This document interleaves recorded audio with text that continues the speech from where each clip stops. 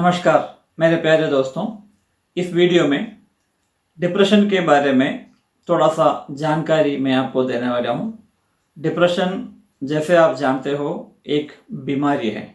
हमें समझना चाहिए कि डिप्रेशन एक बीमारी है, डायबिटिक्स की तरह या नहीं तो थायराइड फंक्शन प्रॉब्लम की तरह डिप्रेशन भी एक बीमारी है।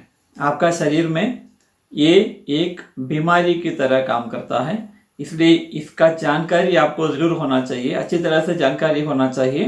अगर आप मुझसे वीडियो कॉल में बात करना चाहेंगे, कंसल्टेशन करना चाहेंगे तो मुझे एक ईमेल भेजिएगा। मैं आपको मेरा नंबर देता हूँ, उसमें आप मुझसे बात कर सकते हैं।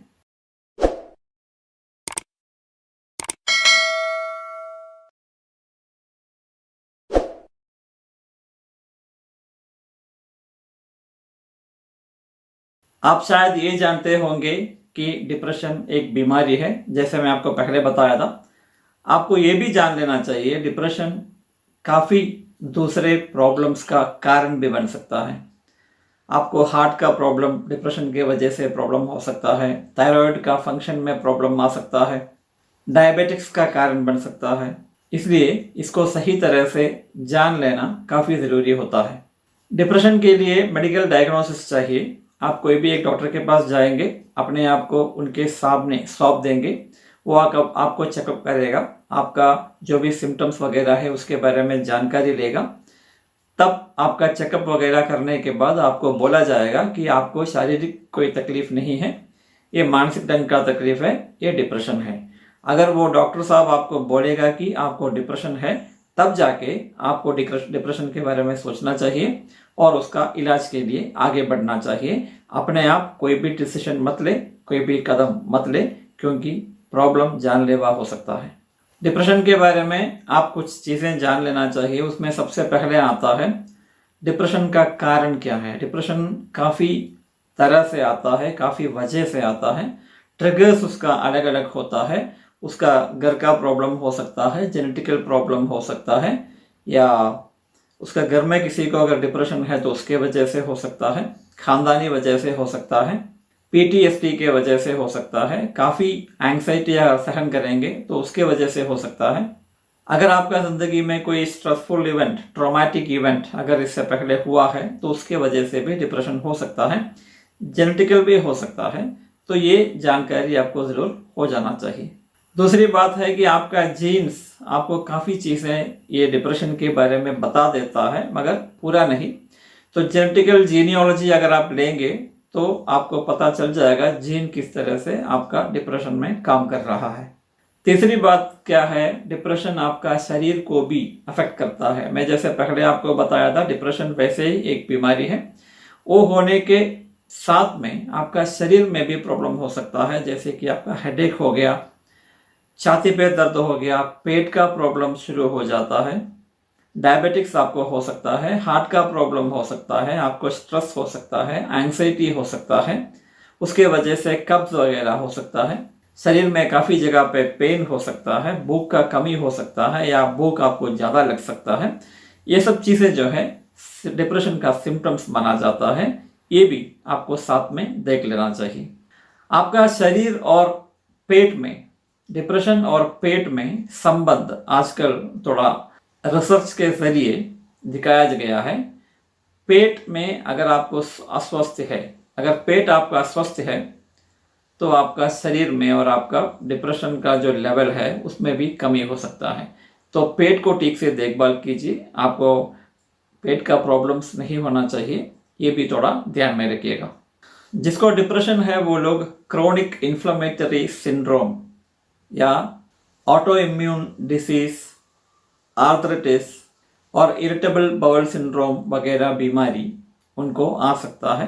तो डिप्रेशन का इलाज काफ़ी ज़रूरी है। डिप्रेशन जिसको है वो हमेशा डिप्रेस्ड नहीं लगता, दुखी नहीं लगता। वो अपने आप को खुलता है, बाहर जाता है, अपने आप को खोलता है, दूसरों से बात करता है, अच्छी तरह से व्यवहार करता है। इसका मतलब ये नहीं है कि उसको डिप्रेशन नहीं है। देखना चाहिए, उनसे बात करना चाहिए। का बाकी कौन कौन सा व्यवहार उससे ये पता लगा सकते हो कि उसको डिप्रेशन है, तो उसके बारे में भी आपको जानकारी ले लेना चाहिए। एक्सरसाइज आपका डिप्रेशन में काफ़ी मदद कर सकता है। एक्सरसाइज आप डेली करोगे तो आपका शरीर में स्ट्रेस हार्मोन कम हो जाएगा और पॉजिटिव हार्मोन जैसा सेरोटोनिन, ऑक्सीटोसिन, डोपामाइन, गाबा वगैरह बढ़ जाएगा और इसके वजह से आपका डिप्रेशन का जो असर है आपका शरीर में जो पड़ रहा है वो कम हो सकता है। तो एक्सरसाइज ज़रूर कीजिएगा हर दिन। अगर आप इलाज के लिए जाएंगे तो एक एंटी डिप्रेशन से काम शायद नहीं चलेगा, डॉक्टर आपको दूसरा एंटी डिप्रेशन भी दे सकता है। कभी कभी 2 एंटी डिप्रेशन आपको खाना पड़ेगा या नहीं तो एक एंटी डिप्रेशन से काम चल जाएगा। ये भी आपको जान लेना चाहिए कि हर एक आदमी को, जिसको जिसको भी डिप्रेशन है, हर एक आदमी को, हर एक डिप्रेशन वाले आदमी को एक ही दवा, मतलब सबको फिट होने वाला एक दवा नहीं है, एक थेरापी नहीं है। सबको अलग अलग थेरापी दिया जाता है, सबको अलग अलग दवा दे के टेस्ट करके अगर वो चेक करेगा, अगर वो सही होता है तो उसको कंटिन्यू करते हैं, अगर नहीं सही होता तो दूसरा दे के देखते हैं। ट्रायल एंड एरर मेथड ही चलता है डिप्रेशन का ट्रीटमेंट में, मगर आपको चिंता करने की ज़रूरत नहीं है। अगर सही दवा मिल जाए तो आपका बीमारी, ये जो डिप्रेशन है, वो सही हो जाएगा। डिप्रेशन मेडिसिन ट्रीटमेंट के साथ में थेरापी भी चाहिए, साइकोथेरापी, जिसमें कॉग्निटिव बिहेवियरल थेरापी और बिहेवियरल थेरापी, कॉग्निटिव थेरापी वगैरह, नरेशन थेरापी, काफ़ी सारे थेरापी है जिसके वजह से स्लोली आपका डिप्रेशन को कम करके लेके आ सकते हैं। डिप्रेशन हमेशा एंग्जाइटी के साथ में आता है, हमेशा एंग्जाइटी के साथ में आता है। जिसको डिप्रेशन है उसको एंग्जाइटी भी ज़रूर होगा और उसको एंटी एंग्जाइटी ड्रग्स शायद करना पड़ेगा और उसके साथ में एंटी एंग्जाइटी मैनेजमेंट टेक्निक्स भी आपको इस्तेमाल करना पड़ेगा। दुनिया में कोई भी आदमी डिप्रेशन का शिकार हो सकता है, कोई भी जेंडर का हो, कोई भी एज ग्रुप का हो, कोई भी आदमी डिप्रेशन का शिकार बन सकता है। अपना रहन सहन सबसे अहम होता है। अपने आप को सतर्क रखिए, एक्सरसाइज करते रहिए और अपने आप को हंसते खेलते रखे रहिए। ज़िंदगी के बारे में समझ लीजिए, ताकि ज़िंदगी ऐसा ही है, प्रॉब्लम्स आता रहेगा, उसका सामना करने के लिए हम तैयार हैं। हमेशा तैयार रहें तो शायद डिप्रेशन आपको नहीं आएगा। कोई भी आदमी डिप्रेशन का शिकार बन सकता है। औरत लोग हैं सबसे ज़्यादा डिप्रेशन के शिकार बनते हैं। उसका मेन कारण क्या है? उसका शारीरिक जो हार्मोनल स्ट्रक्चर है उसके वजह से।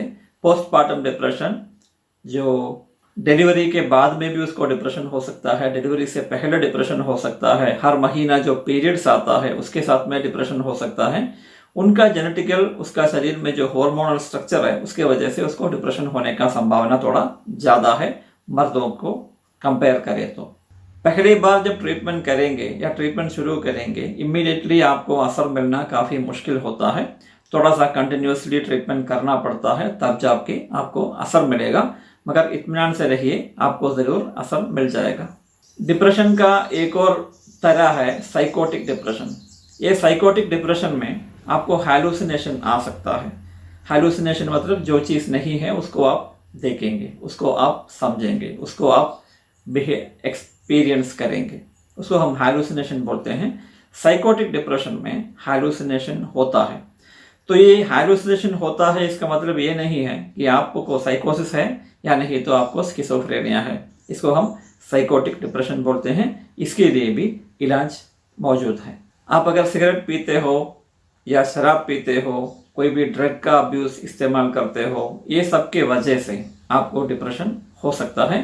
तो ये सब चीज़ों से आप दूर रहिएगा। डिप्रेशन का 3-4 वैरायटी होता है। एक होता है परसिस्टेंट डिप्रेसिव डिसऑर्डर, उसको डिस्थाइमिया बोलते हैं।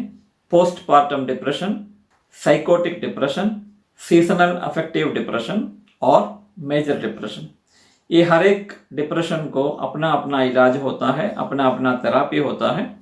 आप ये सब जानकारी ले लेंगे, अपने आप को सतर्क रखेंगे तो आपको पता चल जाएगा कि इलाज आसान नहीं है, मगर इलाज हो सकता है, आपका प्रॉब्लम दूर हो जाएगा। इसके लिए आप ज़रूर एक साइकियाट्रिस्ट या साइकोलॉजिस्ट से बात करें, अपने आप को तैयार करें डिप्रेशन इलाज के लिए। कभी भी डिप्रेशन को बिना इलाज का छोड़िए मत, क्योंकि ये हमेशा आपको दुखदायक होता है।